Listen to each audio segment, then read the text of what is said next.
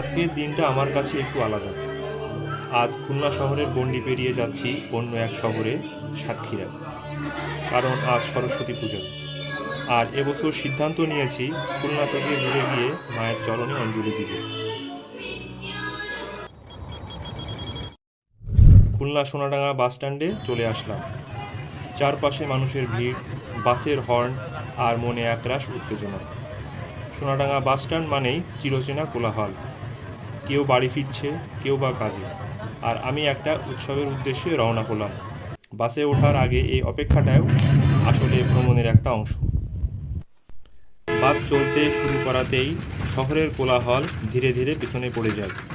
বাস ছুটেছে তার নিজের ছন্দে। জানলার বাইরে মাঠ, গাছপালা আর পথ চলা মানুষ, আর ভেতরে ভেতরে একরাশ উৎসবের অনুভূতি। এই পথ চলায় মনে করিয়ে দেয় ভ্রমণ মানে শুধু জায়গা বদল নয়, মনটাকেও একটু হালকা করা। প্রায় 2-2.5 ঘন্টা যাত্রা শেষে পৌঁছে যায় সাতক্ষীরা শহরে। এবার সাতক্ষীরা নার্সিং কলেজের উদ্দেশ্যে যাচ্ছি। সেখানে সরস্বতী পূজা দেখা ও অঞ্জলি দেওয়াই মূল উদ্দেশ্য। সাতক্ষীরা নার্সিং কলেজে ঢুকেই চোখে পড়ে ফুল রঙিন সাজসজ্জা মণ্ডপে বিদ্যমান আছেন বিদ্যাদেবী মা সরস্বতী।